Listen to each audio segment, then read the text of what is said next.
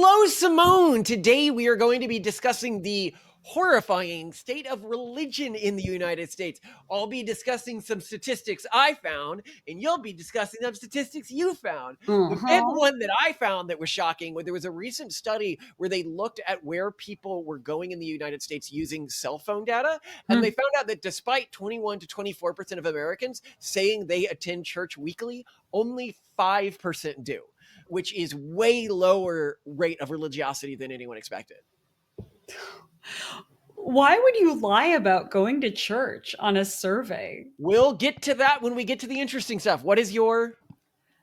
The gist of what I found is that religion is literally dying in the United States in every measurable way. And specifically by dying, I mean that the only people who still had God were the old ones.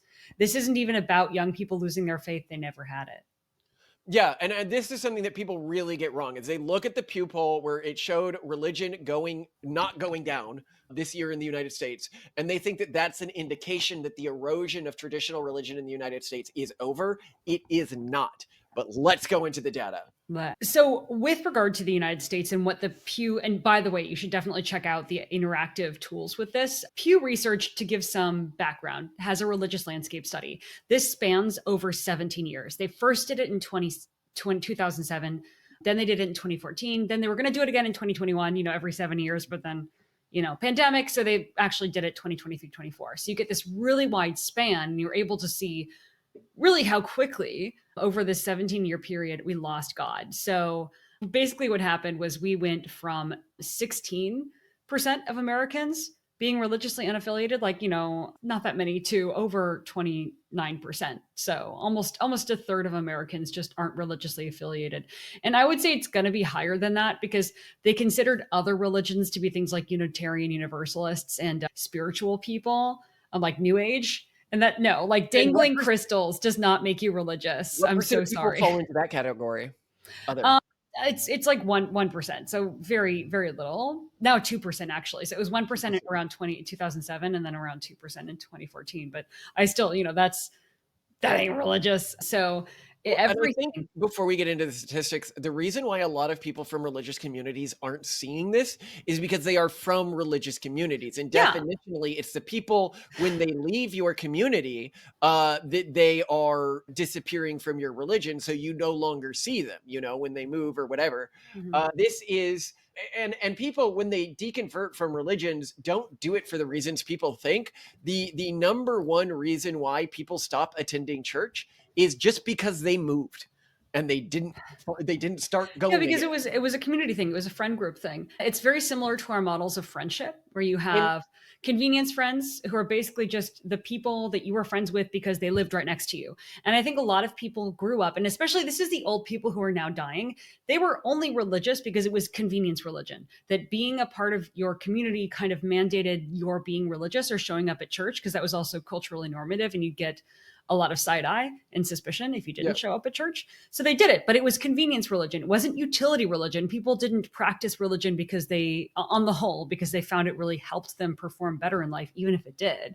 And so, and so this is why when COVID came and people started doing religious services from home and all of these communities stopped, many of them never really fully reopened. That 5% number that I gave you, that was measured before COVID. Oh, that's interesting. There's one really interesting statistic that actually runs against a lot of what you've said so far about Mormons that gives me a lot of hope for Mormons. So when you dive into this research and you look at age distribution among different religious groups, every religious group over time is seeing an erosion of their 18 to 29-year-old range, which is really bad. Because again, what this research is finding is that religion is going down, not because, and I know you're going to argue it's because people are actually changing their behavior over time. What Pew argues is that no, it's just that the religious people are dying and the younger people aren't religious at all. And yet, when you look at Latter-day Saints, Mormons, 25% of Mormons are 18 to 29, which is a pretty healthy ratio. And what was it in the past? So it's actually better than it ever was during the survey period. In 2007, 24% of Latter-day Saints were in that range. And in 2014, it actually dipped. It was 21%. Now it's 25%. really impressive. So I'm actually seeing, and it's subtle, but Well, they what I'm also seeing have is signs of recovery, because actually what we are seeing in sort of inverse is we're seeing fewer proportionally Mormons in the 30 to 49 range. yeah. And I feel like there's this millennial slump that the LDS church had that lost a lot of people. And I feel that they've developed some cultural technologies to start recovering from that. So And you or the LDS community started realizing, or like people who left, or they saw people who left and they're like, wow, it's not working out for them. I'm going to stay in. I'm not going to jump the ship. So if you So look at the numbers that she has here, sorry, this is important to get to because mhm, you're saying the graph says something, but a lot of people listen on podcasts, so we've got to explain what the graph says. yeah. So if you're looking at the elderly population, within the latest measurement, the 23 to 24 range, it was 20%. In the two previous, in 2014 and 2017, it was much lower, only 15% and 16% respectively. Now, that's really striking when you consider that now they're dealing with a bigger, much older 65 plus range and much younger under 29 range, 18 to 29 range, which implies that there was sort of a baby boom within the LDS church for one generation. Now And this is really important because just to give you some perspective, okay, in 23 to 24, 25% of Mormons were in this 18 to 29 range. They were young. Compare that to Catholics in the 23 to 24 range, 14% of ooh, Catholics were in the 23 to 24% range, and 28%, basically a third, plus another 29%. So basically 2/3 of Catholics are over 50 years old, with oh, 29% being 50 to 64 and 28% being 65 but or older. it gets worse when you look at the historic data because if you go to 2007, not that long ago, only 16% of Catholics were over 65, and now it's 28%. Yeah, Catholics are dying, and this is huge because I mean so I do have hope for Catholics because I think that there are a couple very small communities that are very high fertility that could come to represent the new version of the Catholic Church. However, I also have my doubts in this model. You know how a lot of people are like, "Oh, the future will be inherited by the Amish." It's hard to even find Anabaptists, Mhm. let alone like I mean, there's Amish, there's Mennonites, there's Hutterites, right? Like there's only different subgroups, but of all the Anabaptists in general, it's around 1%, maybe less.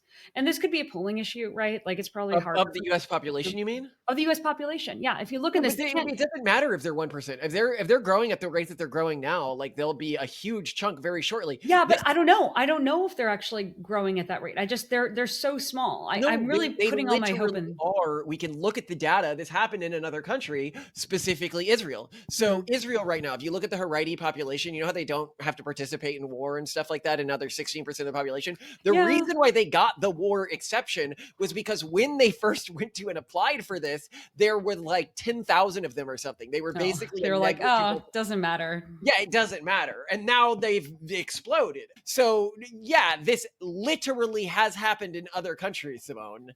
That's the power of compounding interest. Maybe, but But I'm the also Amish not don't super really convinced. matter because they don't have technology. So no matter how big they get, they're not going to be a force that can impose its will on their neighbors. So you don't really need to think about them. And because they're pacifists, they can't defend themselves. If anybody wants to, like, if they don't have the state protecting them, it's irrelevant. But the Catholics here, I find to be really fascinating how much they're eroding. It's I so much actually worse than I thought. I yeah, would just not have guessed it was that well, bad. it's bad for the remember that phone survey I found? So only 2% of Catholics actually attended church weekly. Yeah. Well, no, Hold so on. here's the thing too though, and like to put things in perspectives. At least from a starting position, Catholics are coming off from a stronger position. So 19% of Christians in the US, which to be fair only make up 62% of Americans, but of those, 19% are Catholic and only 2% are LDS. So, Mm. that's But again, this doesn't really matter. Again, you have to look at this in terms of compounding returns. yeah. As I've pointed out, if we have 8 kids and they have 8 kids, and you do that for just 11 generations, we have more descendants than there are people on Earth today. When you're starting with existing large populations, there was a one population that I was looking at of Hutterites, and I'll put the exact gross numbers after, but I seem to remember that they grew. I think it was something like God, I can't remember. I want to say like 350% in just like 50 years. Mm. Like you can explode really, and then keep in mind when you're growing on top of that, it's compounding. You make a fair point. And you It's also have compounding collapses. well, and also, yeah, like when there's nobody left, all that matters is who's still there, and they'll still be there. So that's good for them as long as they don't change. Yeah, but the Another, thing with Catholics is, and to focus on this, yeah, is they internally don't accept how bad things are for them. They don't accept their deconversion they rates. They refuse don't to. Yeah, accept their really low bad. fertility rates. They're like, the ones that I can see are fine. And as I've said before, this is like looking at a battlefield and being like, my troops are purposely healthy. And I'm like, what about all the dead ones? And they're like, why would I count them among my ranks? It's survivorship bias. The Catholics who matter are the ones who are deconverting. It's and leaving. It's not the ones who are there. But I was actually just talking with a Catholic earlier today. He's a fan of ours, and he was sort of asking like what he should do as his future. He really wants kids and a family, but he was thinking about the priesthood, and he knows like this is a challenge and a choice. And this is again one of the problems. Oh Catholics boy, this is are gonna just have. bringing back Did you my, know that? Remember how we liked the Opus Dei before? Did you yeah. know 30% of the Opus Dei are celibates? Oh, this was the guy so he's the same guy who wrote to us about this. Yeah. Is he the guy in Poland? No, different guy. This is a Oh, totally. We have lots of Catholic fans. okay. Anyway, the other Catholic fan was thinking about what he's going to do with his future. The guy in Poland actually had some really interesting points. Both, Like the yeah. Opus Dei is actually pretty bad for family creation because they gender isolate people. Mhm. They're 30% celibate, and they're just more focused on this like performatively. And so I went to this guy. I was like, well, what if you like pitched the Vatican on starting an order that takes the snap. Opus Dei's idea that you can dedicate yourself like faithfully to like anything you're doing in your daily life, Yeah. but refocuses it entirely on The sacrament of being a generation. parent. Yeah, not being a parent explicitly, but the next generation. So what you would do is not just be a parent yourself, but you would like religiously put together things like daycares was in existing. Like he was talking about a parish that's about to shut down near him, and I'm like, well, what if you build a daycare facility in there? What if you find people to in their free time within this order as a way of giving back to the church, man this? What if this is the type of thing that the church could get really excited about. Yeah, actually, I think it's worth pitching. It fits Catholic ideology. Like we should pitch that to the person that we've spoken with in the past who's a priest. And we could connect them. Yeah. Be like, yeah, because I was like, wow, to think I have connections in the Vatican, but yeah, okay. But yeah, connect them because I think that it's completely conducive with Catholics' current belief system. It would work. It's something they desperately need. Yeah. It works with their theology. And so why not just put that together and then you can build this like pro-natalist Catholic sect. And you already have the justification from the Opus Dei that lay people can like live a life of sacrifice. Like what if you canonize this idea of sort of like living martyrdom to the next generation? I like it. Very techno-puritan, of course.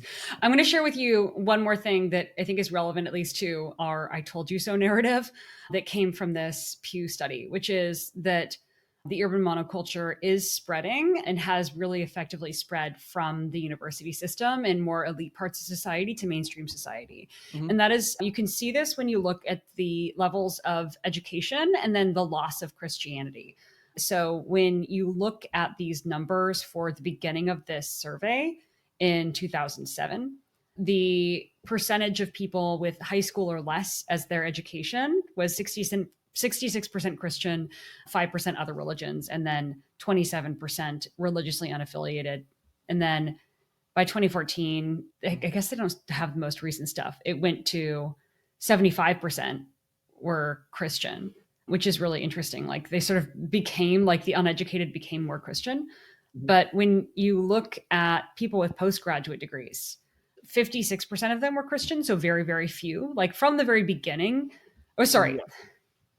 When you look at 2014 and people with graduate degrees, 62% of them were Christian. So almost like the sort of level of average Americans today. And I feel like this has very much trickled down to mainstream society. Now it's even fewer. Only 56% of people with postgraduate degrees are Christian. But compared to today with high school or less, that's 66%. In other words, the gap between postgraduate Americans and high school or less Americans was actually higher in terms of religiosity in 2014. It was Mhm. 10% different in terms of Christianity versus 16% in 2014. And I feel that that difference in like, wow, postgraduate people were a whole lot less religious. That difference in 2014 decreasing is a sign of basically just the urban monoculture spreading from just elite culture to all culture. So even people But without wait, high you said school. that the uneducated, became more Christian, so that's almost like the urban monoculture So not sorry, I spreading. got it wrong. I was looking at the wrong tabs because there's a lot of tabs here. Okay, So then say it in correctly. yeah, in 2014, 75% of people with high school or less were Christians. Now only 66% consider themselves to be Christian. And with postgraduates in 2014, waiting for it to load. Come on. Okay. And with postgraduates in 2014, 62% were Christian. Now only 56% are. But as you can see, the gap got narrower. And I think that's just a sign of the urban monoculture spreading from the university system to Yeah. mainstream culture. Things have just become a lot more normalized. Another thing that's important to point out in this survey finding is on every area that they measured religiosity, people were moving in a less religious direction. So it came with identity, it came with beliefs, and it came with practices. So people aren't going to church or praying as much as your data shows. They are not identifying as religious as your data shows, and they don't believe religious things, which I mean, part of me would have wanted to think, okay, well, people still identify as Christian or they identify as Jewish. They're just not Yeah. going, they're not actively practicing, or they maybe don't even believe, but they still call themselves that. And then the final important thing to note from this Pew data, which is interesting and does kind of feed into the natal con, we have to protect the West narrative, which is surprising because it's not what I expected, is it only Christianity seeing a decline in the United States. When you look Yeah. at the Oh, United States before in we get to general. that, I wanna go into the Protestant data because I find it interesting, the Okay. evangelical Protestants. Yeah. So these are Protestants who identify as evangelical Protestants, and they're actually in as bad a situation as the Catholics. So, not Yeah. maybe not as bad, but pretty bad. No, it's pretty pathetic. No. Don't So don't don't understate it. This if is you look at embarrassing. evangelical Protestants, their 18 to 29 percentage is the same as Catholics, Yeah, 14%. it's pathetic. And their over 65 percentage is 27%, which The is only group I huge. saw that had me thinking, "Oh, you guys are getting it together," is Mormons. Period. They're Period. they're over 50% over the age of 50 right now. Like, that's crazy, like, Yeah. well over 50%. Again, and The because they're dying, and that's what you see in these numbers. Is it's like the skew is shifting to old people because literally, as this survey has progressed over this 17-year period, people's views have stayed the same. It's just that but the people who had faith are going to die soon. the Protestant numbers are more stable than the Catholic numbers in that if you go back to 2007, they were Mhm. already at only 16% of their population, being 18 to 29. Yeah. So basically, there isn't something new happening 2007 to now in the Protestant population, the Yeah. Yeah. evangelical Protestant population. And note here, like I've talked about this, I've said the evangelical movement is dying. Yeah. Like the extremist, like quiverful Protestant, etc., they don't really exist within this generation in large numbers. They're not a major voting bloc anymore. They're not like they used to be like super, super, super important to American politics. Yeah. They defined the Republican Party and they have been replaced by 4chaners, I guess you could say, like Yeah. as like the key voting bloc. 4chaners aren't exactly known for having faith. Also, this has serious implications for pronatalism in general, for America's birth rates in general, because the research also tracked things like marital status, and it is very clear that there was a correlation between religion and marriage. So as of 2007, I mean, it was very stark. 81% of married people in the United States were Christian. Only 14% were religiously unaffiliated. Wait, In 20, 81%? What 81%. what So percent of Americans? 8 out of 10 married people in the United States were What Christian. percent are Americans are Christian? And in general in that year? Yeah, like that Okay, hold on. statistic means nothing without knowing how many. Yeah, sorry, let me give you the comparison. Do. Oh, come on. Let me find this. It's a little kludgy. No, you literally just Google it. I don't know what's okay, 67%. Okay. 67%? Yeah. No. Hold on. Go to US data. Oh, there we go. Okay. In 2017, 78% of Americans in general were Christian, 81% were married. So there wasn't that much of a gap. Let's go to 2014. Suddenly, 76% of married people are Christian. And yet the US population that is Christian goes down to 71. The gap is getting bigger. Then 2023, 2024, only 62% of Americans are Christian. And yet we're seeing a slight uptick. 68% of married people are Christian. And what this says to me is that the thing that is keeping people getting married is religion, in more cases than not, which is meaningful. So we're going to see fewer marriages because we're going to see fewer cultural frameworks that make marriage make sense, especially in a country like in the United States, where for a lot of middle and lower income people, getting married gives you a tax penalty. Like it's not aculturally logical. Like in the absence of religion, it doesn't make sense to get married. If that makes like just and that's insane. But like we live in a country that actually penalizes marriage in many cases, especially for normal people, not for very rich people. So this is going to hurt birth rates, just period. And it makes me really sad because this is getting reflected in rates of sex and everything else. Yeah. Yeah, absolutely. And you were going to give data on the fertility rates of non-Christians in the United States and what's happening with them. Oh, like the parental status of No, non-Christians? you said the only groups that are dropping are Christians, and then you were going to talk about groups that weren't Christians that are not dropping. Oh, yeah, no. So just in general, an important thing to note with this research is that the fairly low, but now apparently constant percentage of non-religious people, or sorry, other religious people, has sort of stayed the same. So in 2007, 5% of US adults were other religions. This includes Jewish, Muslim, Buddhist, Hindu, and then what we wouldn't count Unitarian Universalist and New Age and Native American religions. And then in 2014, it actually jumped up to 6%. And in 2023, 2024, it jumped to 7%. So the only reason it jumped to 7%, by the way, is that we now have more people identifying as New Age and Unitarian Universalists. So I think a lot of people would be like, oh, that means we're getting more Muslim immigrants or like more Jews. No, those have stayed constant. They have not changed. 2% of the other religions are Jewish. That's just stayed the same. Same for 1% for Buddhist, 1% for Muslim. There was a slight increase in Muslims because in 2007, fewer or less than 1% of American adults were Muslim, or of the 5% that were other religions were Muslim. It switched to just 1%. But the problem is that, Is that 1% of Americans or 1% of the 5%? 1% of the 7% that are other religions are Muslims now. Okay. So yeah, very so this small. very, very few Muslims, extremely few Muslims, extremely few Buddhists, and then actually a way more than there should be New Age, and we would argue Unitarian Universalists. Yeah. So one, new religions, I would argue, have not actually increased because you shouldn't count UUs and New Age crystal people as religious. That is religiously unaffiliated and being into a trend.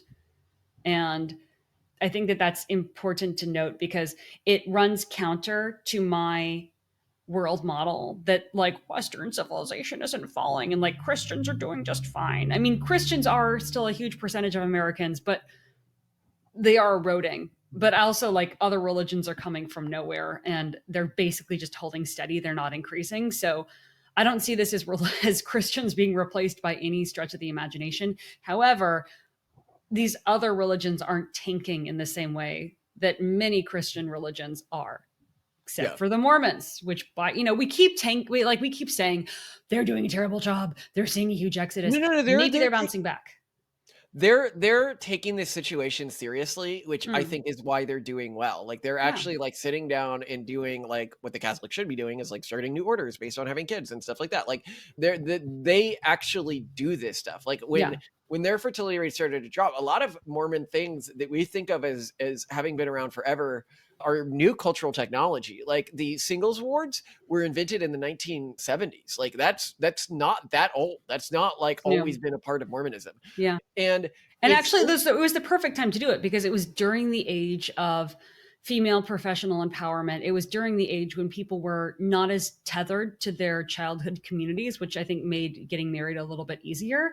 So the church, either intuitively or very intentionally and logically, saw where the headwinds and tailwinds were and decided to create new forms of institutions that would make it possible for people who were not moored to Yeah. a single community and who had careers to find someone, which is so cool. Like, a question I have internally is like, why are Catholics not able to take this as seriously as Mormons or treat this as seriously? And I Yeah. have a hypothesis. Okay. It has to do with how their central leadership is decided. So both Catholics and Mormons have a central church that could disseminate these messages if it had a mind to. Okay. The Mormon central church, the people who end up as the like prophets and stuff like that, and like Mhm. the head people in the central church, a lot of them have a background in business. Like, they show their competence. They're like Bain type Oh, people. They're like yeah. McKinsey They're type private people. equity people. They own Yeah, businesses. they're Yeah. private equity type people. And so when they come into religion, they're viewing it like a giant company, right? Like, they're trying to make money and grow and think long term, right? You know, Yeah. that's their goals. The Catholic leadership is made up entirely of people who have dedicated their entire life to theological study. And not just that, but celibate people who have dedicated Because their it's entire almost life like to lifetime theological study. politicians making policy versus business people making policy. Yeah, yeah. And because of that, the issue of fertility collapse is just not something that's on their mind. And when it's brought up to them, they would believe that they have some form of theological protection from its implications, I believe. You know, because they're relating to this all through the lens of theology rather than through the lens of like, well, let's be practical about the situation. Now, Mormon fertility rates have taken a hit, but like, as you've pointed out here, they appear to be already righting the ship. Like, the torpedo hit and the ship is now coming back online. Whereas, yeah, this is interesting. Evangelical Protestants, the reason I don't mention them is because they don't have a centralized structure, so they can't disseminate new messages. Yeah, they're kind of they're unmoored and listless in their isolated communities. Yeah, so if you're like, what's going to replace them? Well, I hope something like techno-puritanism replaces them, to be honest. Like, I'd be okay with that. We don't actively proselytize, but I like the structure of this. And I think that, and when I say something like, what's replacing the evangelical movement? The Jordan Peterson movement. The various new forms of Christianity that are more melds of secular self-help / Protestantism mixed with religiosity. This is where that community is going. And I see techno-puritanism as an iteration of that that's more extreme and more dedicated and more is sort of like the techno-puritanism is like the opus dei to whatever Jordan Peterson is. You know, like if Jordan Peterson represents the Jesuit branch of this Protestant faction, we would represent the opus dei faction. Just like the way more intense about it, the way more extreme in expectations. And like, I think that works. But the thing about Protestantism is unlike other groups, you know, you don't have some higher group deciding what's canon and what's not canon. You need to go out there on the ground and convince people of your perspective or outbreed them. And parents, especially. I mean, parents see what's happening to their kids on the ground. They're the ones who know what their kids need as they go through whatever religious system is rearing them. But wow, I mean, it's worse than I thought. Well, I was surprised by how cooked evangelical Protestantism is. Like, I've mentioned it before, but like, it's something you don't see because nobody really mourns. I don't know, but yeah, it's so much of the content that we create, you know, about the new right, about the interesting religious movements. Where are the evangelicals? Where are the influencers in this They space? don't come, like, I literally, like, I have been involved in politics a lot recently in terms of meeting with political influencers and people who work in politics. I haven't met a single evangelical Protestant. They're just not there. And that's the thing. Like that's to me, that's why I'm not at all surprised. I'm like, well, yeah, this explains it. You know, they're all just dying. They're old and they're offline and they're dying. Here's the thing. I've met tons of Catholics. So they're also dying, and yet they still have institutional power. But that's why I have hope for Catholics, is they are getting organized in their communities, and if anything, they're literally not, bro. They're literally not. They have like some communities that seem to work, but I think they need something from up top going down. I think so you don't think that over time, as these groups are the only ones that are left, they will influence policy at the Vatican level? You don't think so? Like already, I mean, I think the majority of Catholics, at least the ones that I found who take it seriously, are very unhappy with what's happening at the Vatican level. Like Yeah. Yeah. the idea that the Vatican The point is is, though, that their responsive opinion to doesn't matter now Catholics. because they're too small. And when they are bigger, their opinion will matter. No. I said the majority of Catholics I know are Ugh. who are actually involved with their religion are So not already okay. interesting. Already, the Vatican is not a democracy in the way like America's democracy. Where like if the Mm. average Catholic is like, so suppose like you had like super pronatalist Catholics having lots of kids, growing and everything like that. The entire career pipeline to getting in the chair that votes on the Pope is celibate. Mm. Like you are not near those people. Oh, that's not going to help. So you do have this, and if you believe you have divine protection, you're not going to take threats like this as seriously. That's also fair. So that does worry me. Yeah, I can see that potentially not going on. What's even I mean, more obviously, sobering, we're not though, even if we talking want to about. get to this, though, is we're just looking at the Pew Research data for the United States, a actually fairly passionate religious country. I think if we were to Yeah. see EU data, we would Oh, absolutely, it'd be so bad. vomit with anxiety. Yeah. Japanese data, South Korean data. I've pointed out, like, if you look at like Catholic majority countries in the EU, like Italy, right, where like the Vatican is, it's at 1.18 now fertility rate. That means for every 100 Italians, there's only going to be 20 great grandchildren. And there are, but this is a good thing because there are like small, high fertility Catholic communities. I think that they might be able to stabilize and like replace a lot of the rest of the Catholic population pretty quickly. Mm. The questions I have is just like, what's the deconversion rate in these communities? Because I don't feel like that's being taken seriously. Yeah. Like the communities exist, but like the Quiverful movement also existed, right? You know, and I know I'm saying all of this only because Catholics can actually do something. Like Protestants can't really. Like They lack the top-down organization necessary. yeah, they lack the top-down organization necessary to address this outside of the way that we're doing it. I mean, I think what we're doing is the best way to handle this as a Protestant. Yeah. Which is to create a living religion which continues to update in the way that Protestants have updated in a long time.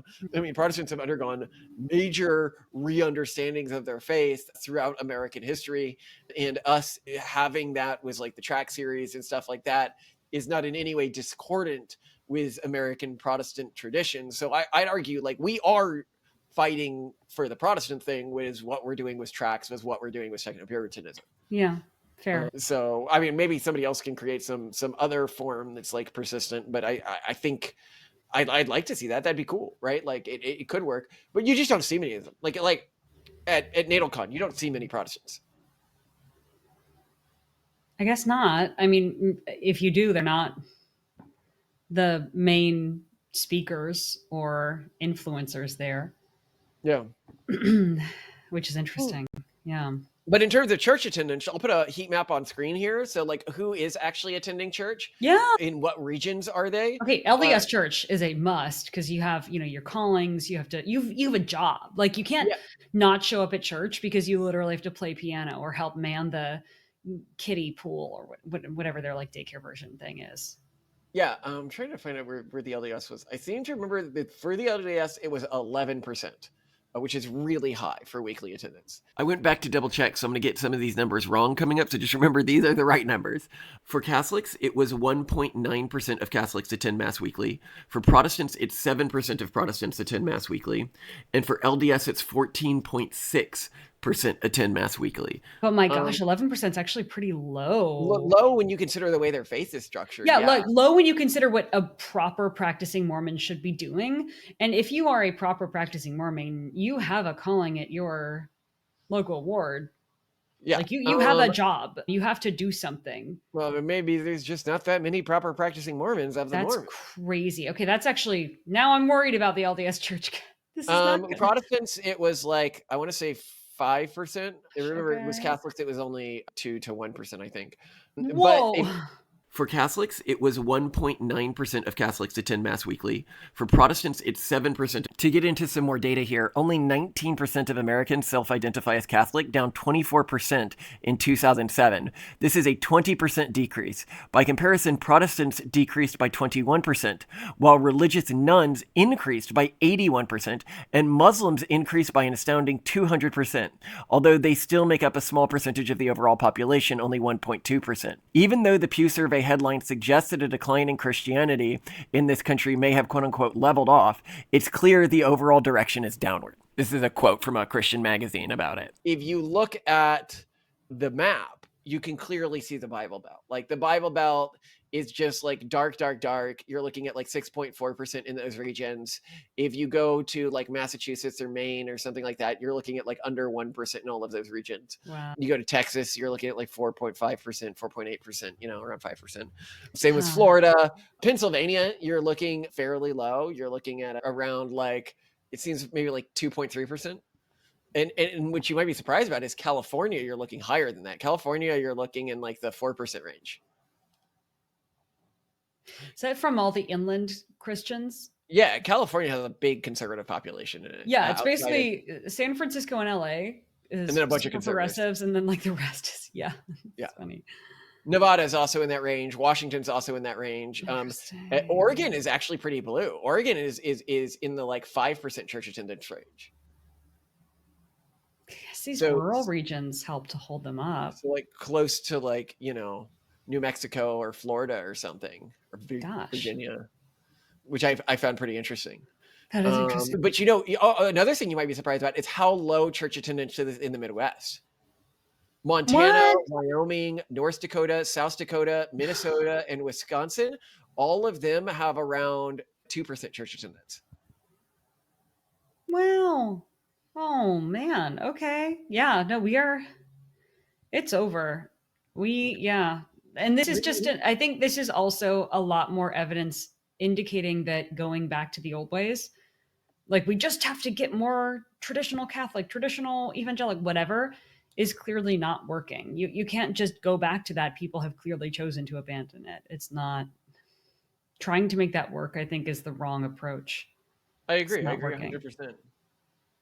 But then, you know, what does work? Because I think it's also very difficult for people to do the othering, to do the weirdness, if they don't feel like there's at least some safe tribe that's doing it with them. I think we're unusual in that we really don't care that we dress weird and have weird names and do weird holidays.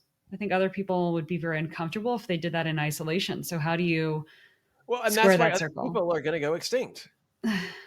Oh, so just the people who don't care what mainstream society thinks will survive? Well, that's what I mean. If you look at our video on like they're going to replace you, like the Japanese subculture and the tradies and the, you know, a lot of these are people who just do not care what mainstream society thinks. But the tradies and the Japanese soft Yankees, they do live in tight-knit communities. They do live close together. No, they have communities that they choose, but it's not like everyone in their community lives the way they do. They choose these groups. It's like a subculture, right? You know, they're like goths or something was in the United States. Yeah, but I think that they're more representative of what I would expect from future high fertility cultures, and that they do geographically concentrate and live next to each other and feel solidarity in their weirdness together. Yeah. Also, you'll note here, if you're looking at the regular church attendance, the greater Appalachian region is like also really darker than the other regions around it, which is interesting. But yeah, as I, you know, one thing I didn't get a chance to point out in that video, that these Yankees, that these whatever guys that dress like, you know, greasers and stuff like that in Japan are staying high fertility. This means that we're in the timeline where Space Dandy or Redline happens. There's been a number of far future like space animes where one of the characters is a Japanese Yankee, and I can totally see that. Like, yeah, they called it without realizing what they were calling, right? Which is interesting. Yeah, they're just like, no, this subculture is visually interesting. Little did they know that it was a future-friendly subculture, as everyone else chose to die out. Likable, you know. I think one of the things is Japanese person could be like, well, does Japanese culture really survive if it's the Japanese Yankees? I mean, you don't walk around in like samurai armor or whatever, right? Like you don't walk around dressed like somebody from the Meiji whatever period. Meiji like, period, yeah. Yeah, like you change a lot as things go on, and you might be undergoing one of these changes right now, where when our descendants think of Japanese people, they're thinking of somebody who looks like whatever, like the Yankees and Gaozai, or what are those girls called who dress as all the Gyaros become, yeah. But if you're thinking about Americans, you're thinking about like what you know, the hill people became, the country music culture. And the Mormons, I think that they're going to right the ship on that, because Utah and Idaho are just so high fertility right now, and that's where the Mormons are based. I'm thrilled. Not about high that. fertility, high church attendance. They're both in like. So then, you know, Space Mormons too. They called it Yeah. the Starship Troopers, the few that will remain. By the way, Take she's to the referring to stars. the scene that they started the war. They Mormon separatists, were not listening to the Sky Marshal and settled a remote outpost called Brigham Young. I love you to death, Simone. Have a spectacular day. And may we never lose religion. Yes. Space Mormons. Is this Daddy's phone? Yes, so be very careful with it. Octavian, what you doing?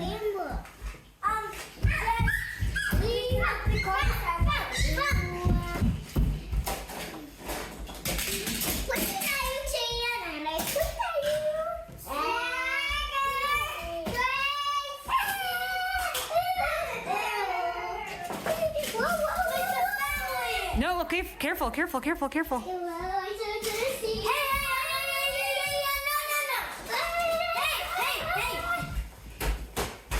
Uh-oh, she's gonna clobber you guys.